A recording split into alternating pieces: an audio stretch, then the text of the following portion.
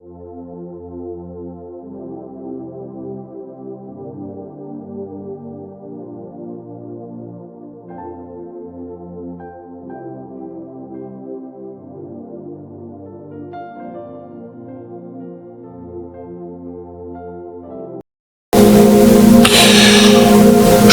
à tous, que Dieu vous bénisse de partout où vous êtes, que l'Éternel, le Dieu de toute suffisance, qui appelle à l'existence même des choses qui n'existent pas, qui dit un mot et la chose arrive, qui ordonne et la chose s'accomplit, vous bénisse de partout où vous êtes.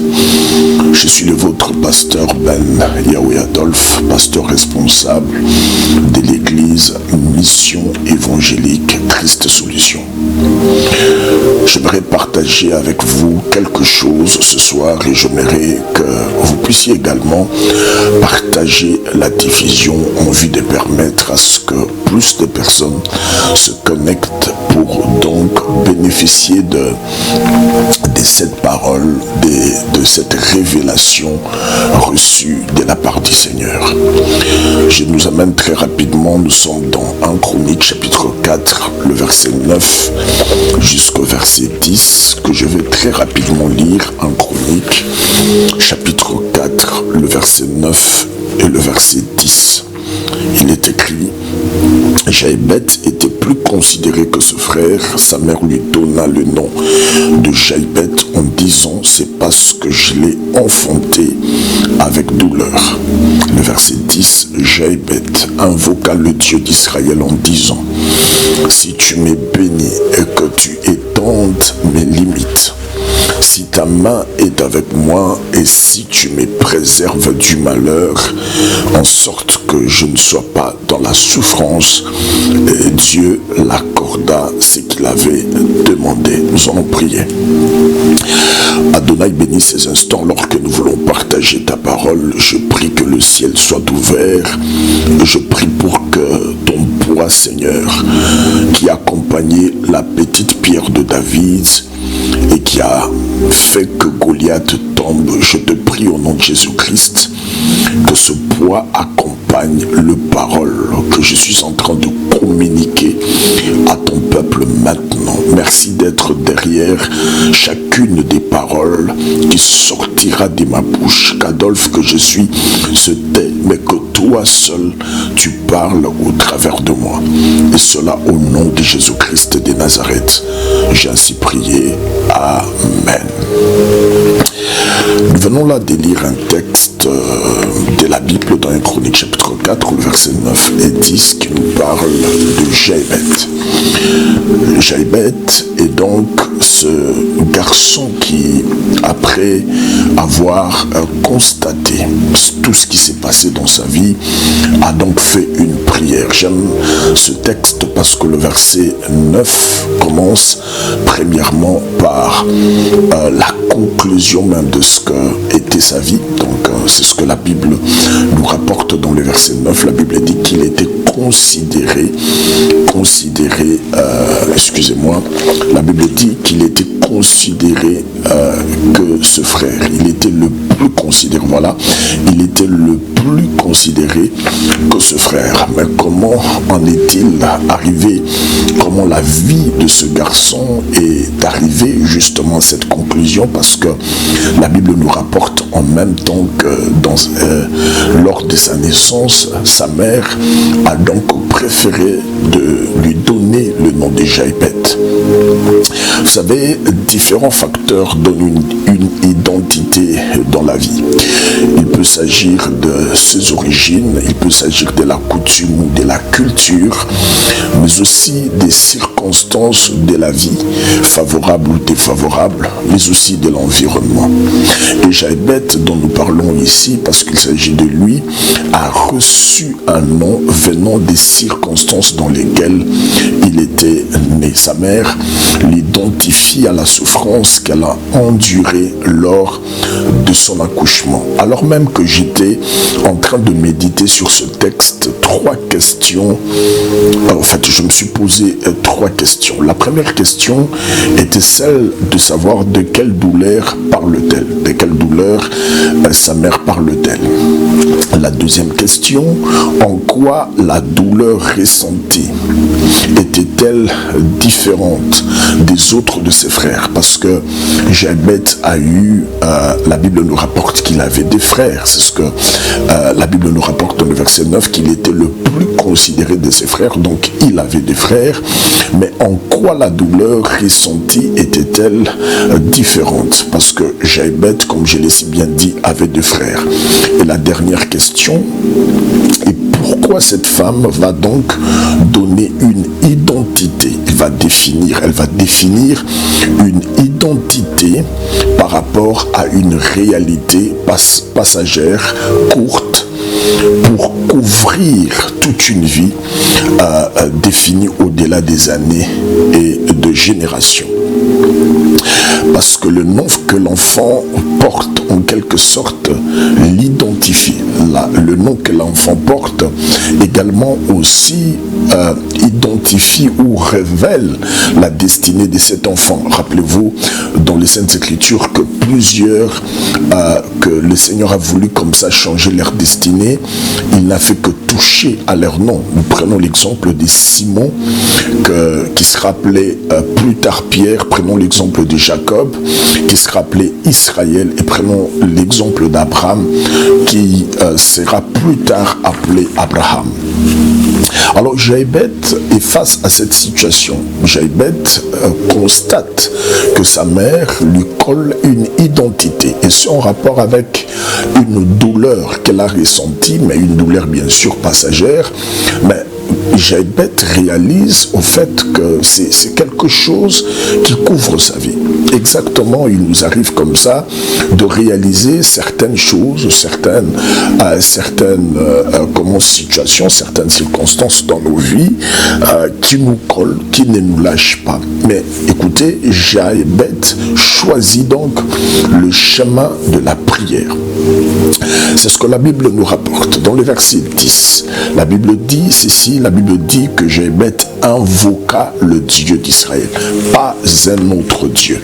Jabet ne consulta pas les diseurs de bonne aventure. Jabet ne va pas consulter le marabout, les féticheurs, les sorciers, les enchanteurs. Jabet ne va pas se plaindre sur son sort. Jabet ne se plaint pas. Par contre, Jabet choisit d'invoquer le Dieu d'Israël. Mais bien aimé, écoutez-moi très bien. Il se passe que dans ta vie, il y a quelque chose qui ne va pas. Il se passe que dans ta vie, il peut s'agir soit d'une maladie ou d'une situation que tu as du mal, en fait, à comprendre. Il peut s'agir d'une situation qui perdure, et cela fera aujourd'hui pas mal des années. Mais écoutez bien aimé, Jabet invoqua le Dieu d'Israël. Le Dieu d'Israël, c'est le Dieu d'Abraham, d'Isaac et d'Israël. Le Dieu d'Israël ne déçoit jamais. Le Dieu d'Israël est capable de te libérer de ta maladie. Le Dieu d'Israël peut te sauver de la mort. Le Dieu d'Israël peut changer ton identité. Et c'est ce que fait Jabet. La Bible dit que Jabet va donc invoquer le Seigneur. Et dans sa prière, Jabet ne va pas par quatre chemins. Il va dire à Dieu ce mot que j'aimerais bien lire avec vous. Dans le verset 10, la Bible dit: Jabet invoqua le Dieu d'Israël en disant: si tu m'es béni et que tu étendes mes limites, si ta main est avec moi et si tu me préserves du malheur en sorte que je ne sois pas dans la souffrance, la Bible dit, et Dieu l'accorda ce qu'il avait demandé. Qu'est-ce que Jabet avait demandé? Jabet demanda au Dieu d'Israël de le bénir, mais aussi d'étendre ses limites. Mais aussi, il demande à ce que la main du Dieu d'Israël soit sur lui et que le Dieu d'Israël le préserve aussi du malheur.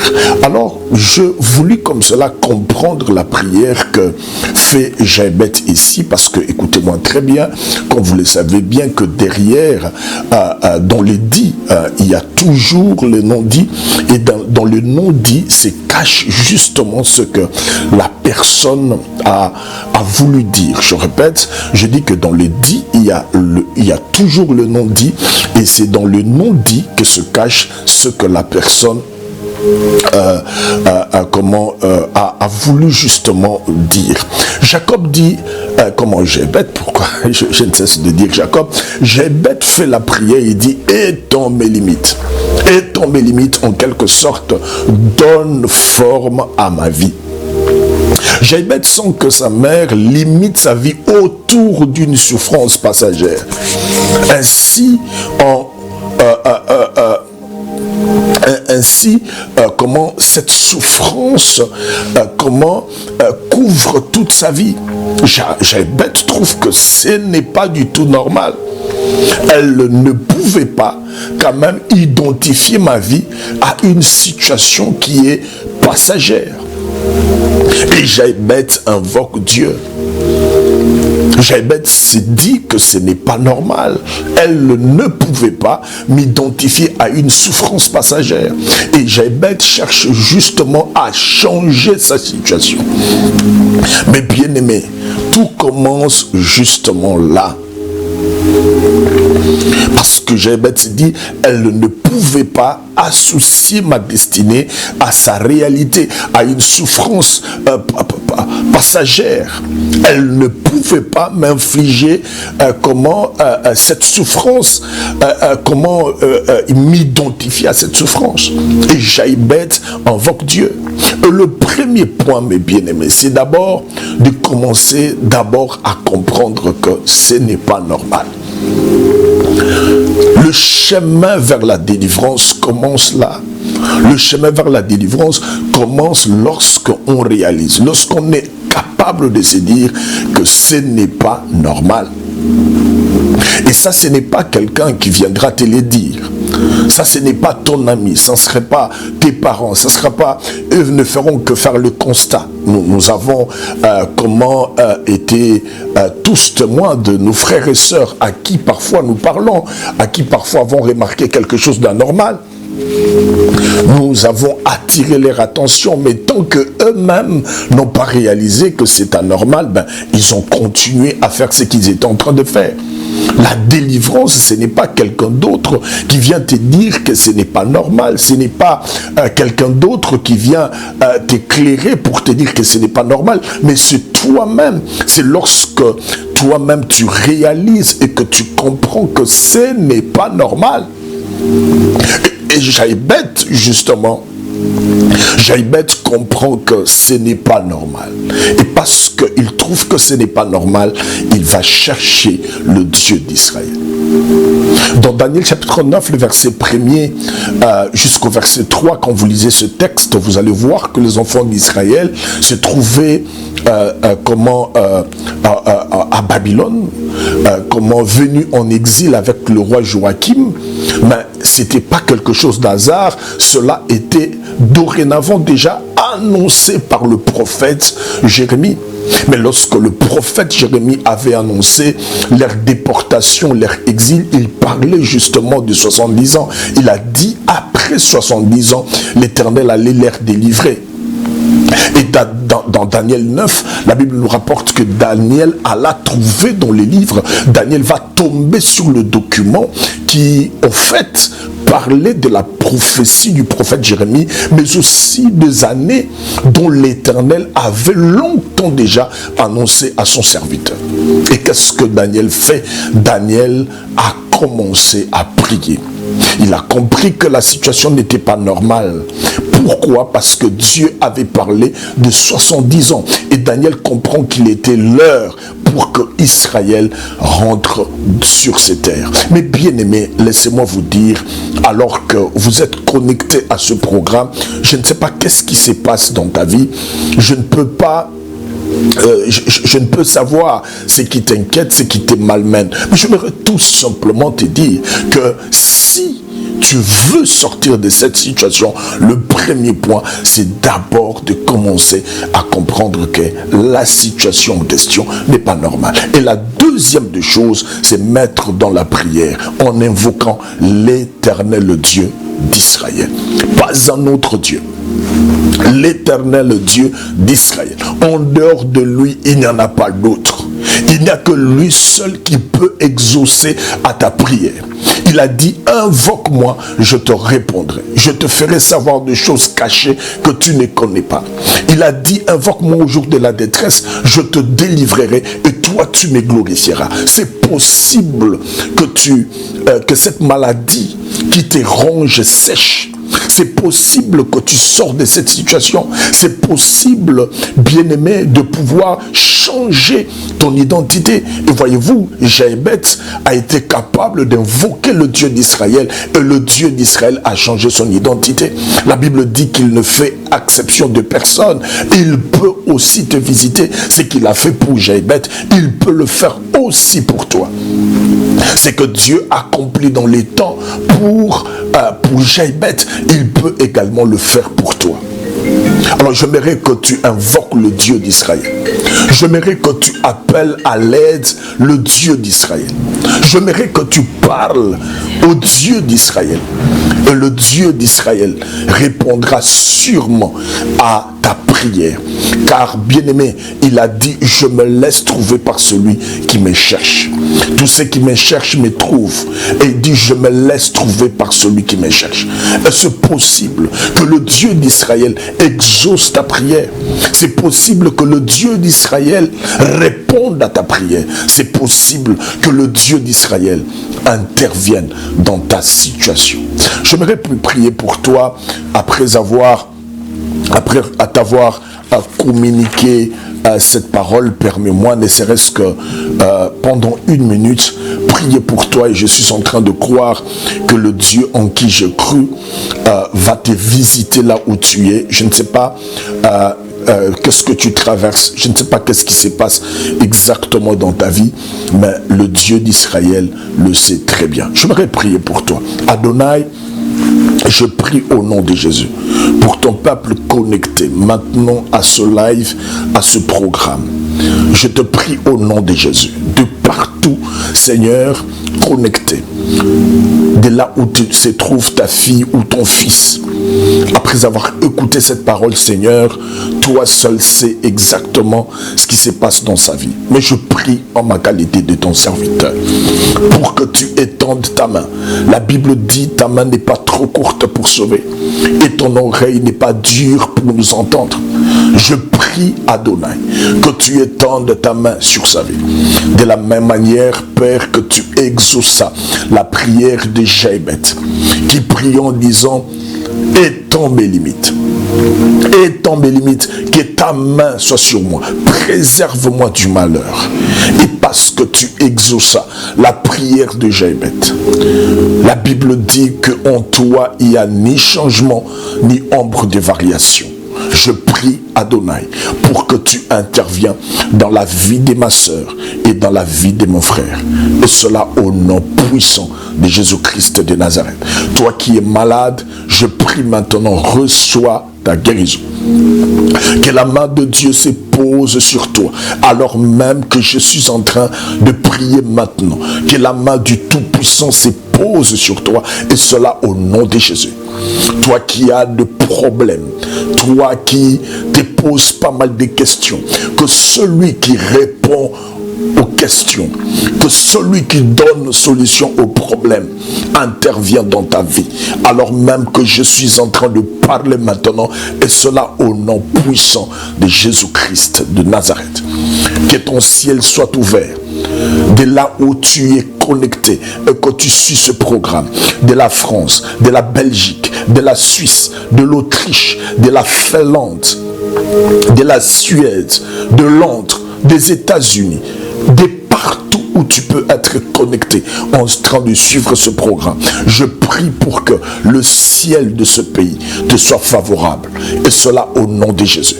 Que le ciel de cette ville où tu te trouves te soit favorable au nom de Jésus. Je prends autorité en ma qualité du roi de l'Éternel contre tout ce qui te menace, tout ce qui te malmène, tout ce qui t'inquiète, tout ce qui ne te lâche pas. Je prie en ce net moment, et cela au nom puissant de Jésus-Christ de Nazareth. Je viens menacer cela et je prie pour que la paix de Dieu qui surpasse toute paix puisse envahir ta vie, ton cœur. Que la paix qui est un don du ciel, de ce pourquoi Christ est mort sur la place appelée Crâne, sur le mont de Golgotha, que sa paix qui surpasse toute paix envahisse ton cœur au nom de Jésus-Christ. Amen. Voilà, que Dieu vous bénisse et merci beaucoup pour ceux qui se connectent pour la première fois. C'est peut-être pour toi la première fois de me suivre. Je suis le pasteur Ben Yahweh Adolphe. Le numéro de téléphone est là pour vos questions, vos requêtes, mais aussi le témoignage de ce que le Seigneur a accompli dans vos vies. Et vous voulez également soutenir ce ministère. Voilà, nous avons un compte PayPal qui, voilà, par ce compte PayPal, il suffit juste de cliquer sur ces liens et c'est facile donc de faire, c'est donc facile que tu fasses ton offrande pour donc soutenir ce ministère et ce que nous sommes en train de faire. Que Dieu vous bénisse. Nous nous retrouvons demain à la même heure. Que Dieu vous bénisse et merci beaucoup. Au revoir.